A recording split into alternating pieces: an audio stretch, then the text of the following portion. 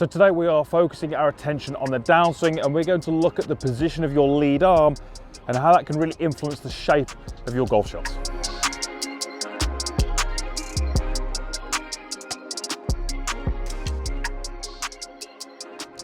So welcome back to the Forest of Arden. You've joined me on the par 5 12th hole. We're looking at the lead arm and how we can work on that and how we can position it better during the downswing to give you some improved results out on the golf course. Just before we get stuck into that content, if you're new here, you're not a subscriber, it is absolutely free and there is a subscription link in the description box down below. If you do click that, just click the little bell icon as well. That just means you'll be notified each time I upload a video and you won't miss any of the content. So the lesson plan today is really to understand what we call the lead arm alignment in the downswing, how that affects the ball flight and the club delivery, and then more importantly, how you can build a practice station next time you get to work on this, which will really help you influence the shape of your downswing and ultimately the way the club is delivered to the golf ball and the success rate of your shots on the golf course. I've got myself a target in the distance and I've just given myself a reference point for that target with this alignment stick on the ground. And what we're really looking at here is the lead arm in the downswing when it reaches around about level with the ground, so about horizontal. And we're really referring to what the angle of that lead arm is relative to the alignment stick that's on the ground or the target line down there. Now, if you're a fader of the golf ball, a slicer of the golf ball, you don't feel that you rotate particularly well through the ball, you maybe feel that you stand up and jump, you don't really get that compression on the golf ball, there is a very, very good chance that when your lead arm reaches this horizontal position in the downswing that we kind of referenced before, your lead arm is getting fairly close to being parallel with the alignment stick that's on the ground, and you can see that there. So this would be a lead arm alignment which is about the same as my target line.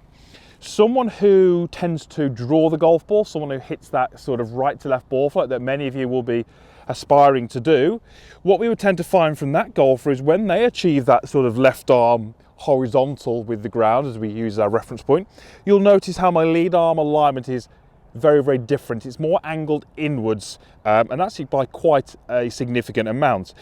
And this is certainly going to change my ability to do certain things. That deeper lead arm alignment is going to give me a greater chance of swinging the club head to the right of the target, which is what's going to help with a right to left draw shot. It's also going to give me a greater chance of rotating my body through, which many of you will be looking to do.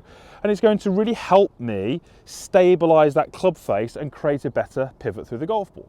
Someone who hits the ball very straight with not a lot of curve, as you can imagine, they're going to find themselves somewhere in between those two reference points. So not certainly parallel to that, but certainly not as deep as that second little demonstration there. So we find ourselves somewhere in the middle. So what we'd really like you to do then is sort of start to build a little practice station that's going to help you work on this. So let's take that first example, that kind of slicer of the golf ball. What we would then do is place a secondary alignment stick angled out to the right of my target.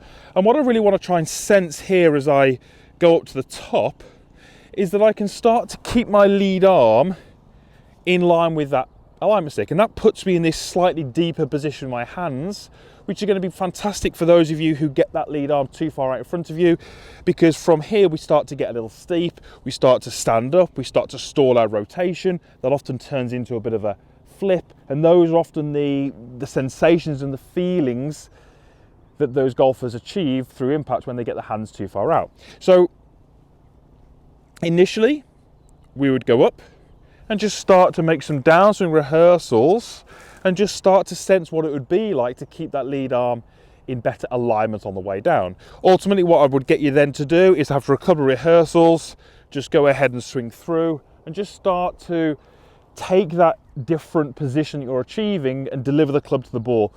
At that stage, you're not really going to be overly concerned with the results, the strike, the distance, because we're trying to get a different movement. We're trying to get more comfortable with that movement. The speed, the strike, and the results can start to come a little bit after that. So let's go ahead and hit one and see if I can achieve a slightly better lead arm alignment than because I do tend to get a little bit too far out with my hands. So this is something that I would actually probably benefit from.